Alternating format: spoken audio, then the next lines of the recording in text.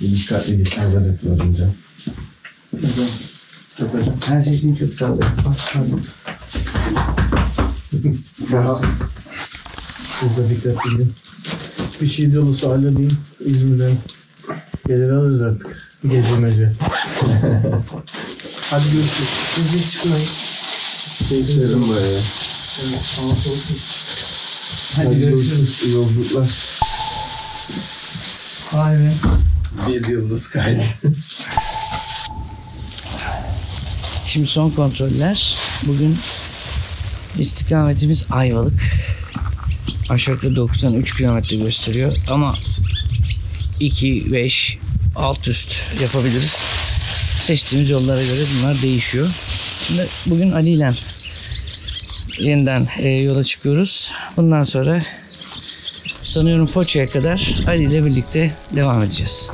Akşam tabi biraz da beklediğimizden geç girince, daha doğrusu girdikten sonra çamaşır yıkamakta geç kalınca kurutması imkansız oluyor. Bugün bisiklet biraz daha böyle çamaşır dolabı gibi. Bir müddet en azından rüzgarda kurur diye bu şekilde süreceğiz.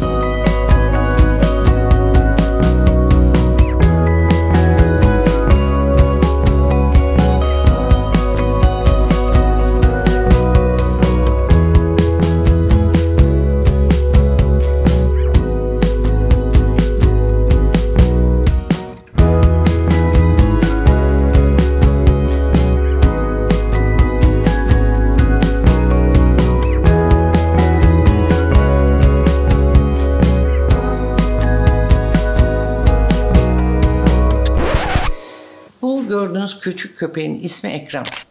Hatta bizi yoldan çeviren o oldu. Ali ile sabah kahvaltı edecek bir yer buluruz diyerek yola çıkmıştık. Bizi böyle havlayarak falan biraz kovaladıktan sonra sahibi Ekrem çekil oradan dedi, insanları rahatsız etme. Ayaküstü bir sohbet başladı. Adam orada esnafmış. İşte bir hemen 20 metre ötede böyle derme çatma ahşaptan denizin üzerine işte uzanan bir mekanları vardı. Kahvaltı var mı diye sorduk. Var dedi. İyi bir esnaf müşteriyi geri çevirmez. Gördük ki aslında buzdolabı boş, daha çay may demlenmemiş, her şey yeni yapılacak yani. Hatta biz uyardık, hani bize çok bir şey gerekmiyor, biraz domates, salata, peynir yeter, azıcık ekmek, çay.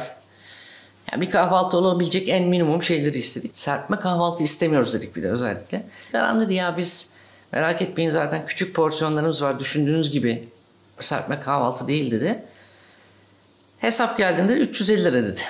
İşte peynirin maliyeti oydu buydu falan kurtarmıyor. Hani biraz fazla geldi bize. Hatta bu tur boyunca bir kahvaltıya verdiğimiz en yüksek paraydı.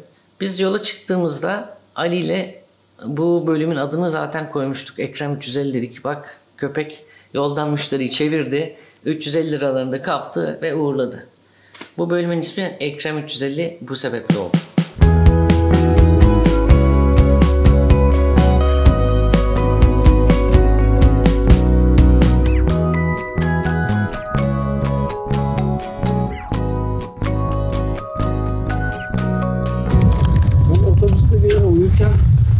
Gördüm, kabus gördüm.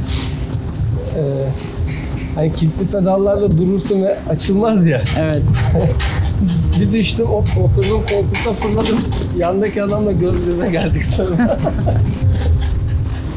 Küçük kuyu bayağı büyükmüş. Sahil boyunca sürdük, pedalladık. Güzel bir ortalama tutturduk. Şimdi de 4. ilimizdeyiz. İstanbul'dan başladık. Tekirdağ, Çanakkale ve şimdi Balıkesir'deyiz. İstikamet Ayvalık.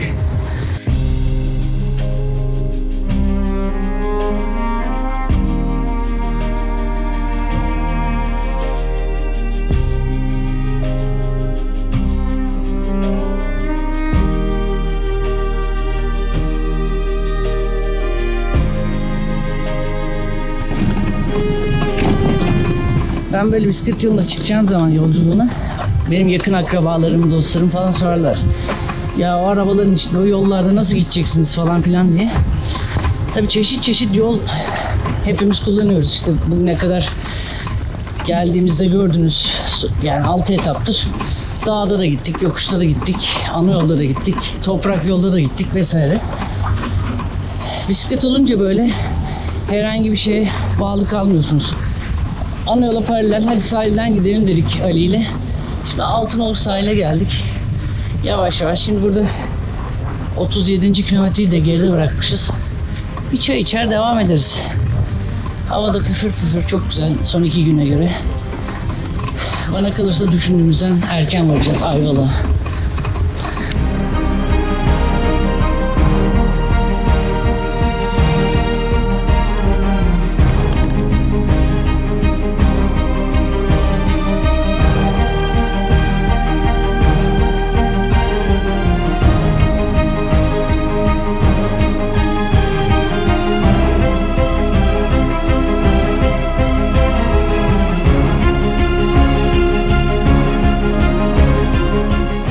Şimdi Akçay'da bir yarım saat 40 dakika çay kahve molası verdik. Ali bir arkadaşıyla buluştu, tanıştık biz de. Ondan sonra yolumuza devam ediyoruz. Son herhalde 40-45 kilometre Ayvalık'a. Güzel gidiyor. Hava da güzelleşti. Şu anda bize de işin keyfini çıkarmak kaldı.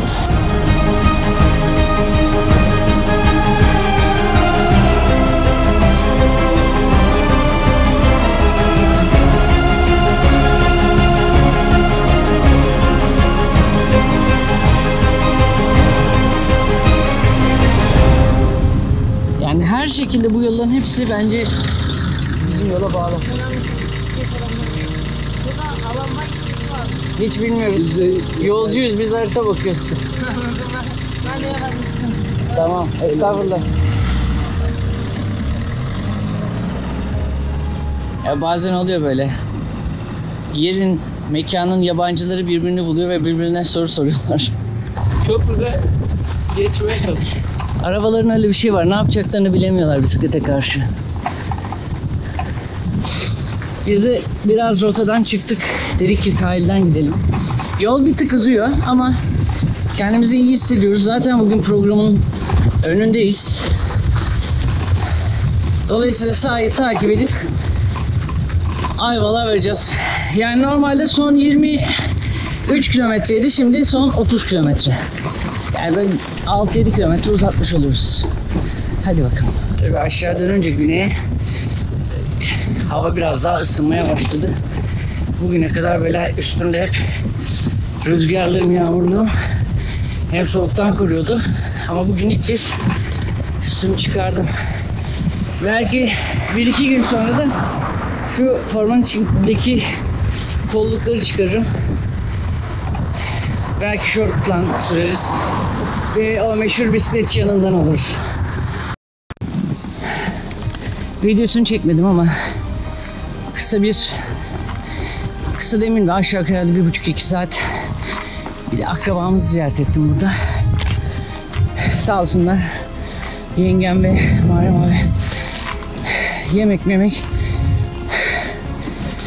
öyle uğurladılar bizi. Şimdi son 27 kilometre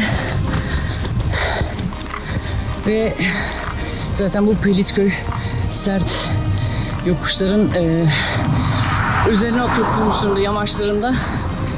Dolayısıyla şu an kamerayı niye elime aldım onu da bilmiyorum. Neyse çıktık ama. Yani özetle 2 saatlik mola verdik. Teşekkür ederiz.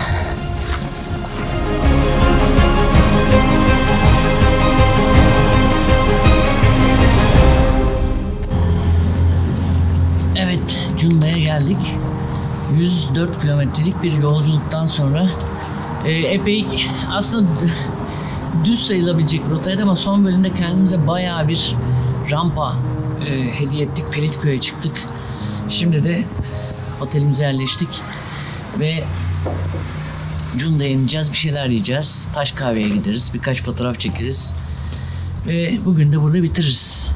O halde bir sonraki bölümde görüşmek üzere. Lütfen kendinize çok iyi bakın. Saatli kalın. Hoşça kalın. Taş kahve ileride. Güzel bir gün batımı. Güzel saatte geldik ha. Senin telefon çalıyor galiba. Şimdi yemek yiyeceğimiz bir yer arıyoruz ama çok kalabalık Cunda. Kuzenimi arayacağım.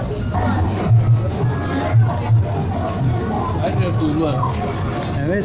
İşte hafta sonu gelenler. Hafta sonu denk gelmesi kötü oluyor aslında. Çok kalabalık. Önerilen ilk yerde yer yok. Zaten yer bulabileceğimizi pek zannetmiyorum. Bütün körfezi dolaştık yani. Tabii bilemiyorsun. Ama hani mevsim itibariyle bu kadar kalabalık beklemiyorduk. Bayağı yaz gibi. Şu yine aradan geçelim, orada son vapur vardı ya. Belki orada bir masa boşsa birer tek atabiliriz ya, bilmiyorum ya. İki bir şeyle. Olabilir ya. Yani belki birileri kalkmış olur, bir şey olur. Yani hakikaten hiçbir yerde yer yok. Dolayısıyla bir büfeye geldik. Balık ekmek yiyeceğiz. En güzeli bu galiba.